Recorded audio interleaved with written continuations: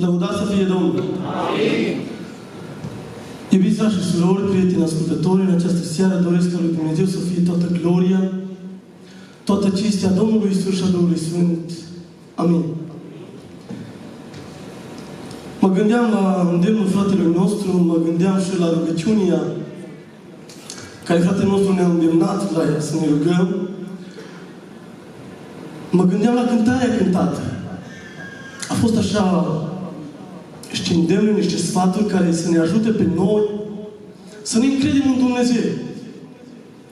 Toate lucrurile, toate problemele care vin peste noi, pentru că nu suntem scutiți de ele. Dumnezeu ne învață și ne spune că El, însuși Dumnezeu, ne va ajuta împreună cu încercările, împreună cu problemele care vin peste noi, cu ispitele. Dumnezeu a îngăduit să fie și o portiță pe unde să ieșim. El ne spune, îndrăzniți, că ce am îndrăznit, am biruit și voi veți birui, când în momentul când noi credem că Dumnezeu ne ajută, slăvit să fie numele Lui. Haideți să ne ridicăm înaintea Domnului.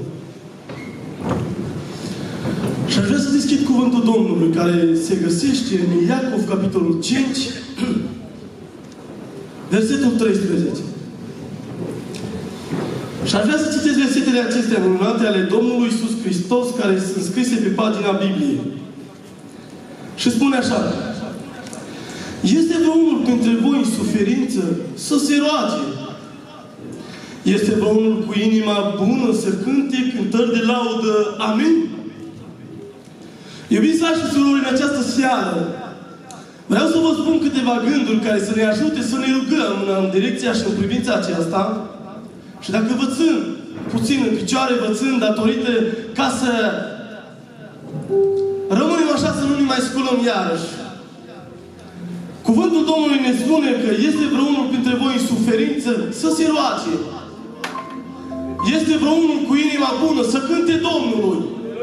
Eu cred că în mijlocul nostru sunt amândouă categorii de oameni. Pentru că nu o să vezi toată biserica în suferință. O să vezi pe unii în suferințe, pe alții cântând în slavă lui Dumnezeu. Însă în această seară vreau să vă spun, dacă ești în suferințe, dacă ai probleme, eu nu-i cunosc așa de bine și chiar dacă i-ai aduce la cunoștința bisericii, chiar dacă ai aduce problema la cunoștința păstorilor, vreau să vă spun că noi suntem limitați în a ajuta pe oameni, în a sfătui pe oameni, însă Dumnezeu este Cel care poate totul slăvit să fie numele Lui. Dumnezeu, toate lucrurile depinde de El și când El hotărăște în direcția ta și în direcția mea un lucru bun, apoi nimeni nu îl împiedică pe Dumnezeu ca să nu poate face lucrul acesta. Și cuvântul Domnului ne spune, aș vrea să mai citesc un cuvânt care ne ajută să înțelegem, iubiții mei, frați și surori, cine ne ajută pe noi când suntem în suferințe. Spune cuvântul Domnului în Evrei, cuvântul Domnului ne spune, capitolul 11, versetul 6 ne spune așa: și fără credință este cu neputință să fim plăcuți Lui. Căci cine se apropie de Dumnezeu trebuie să creadă că El este și că El răsplătește pe Cel ce Îl caută.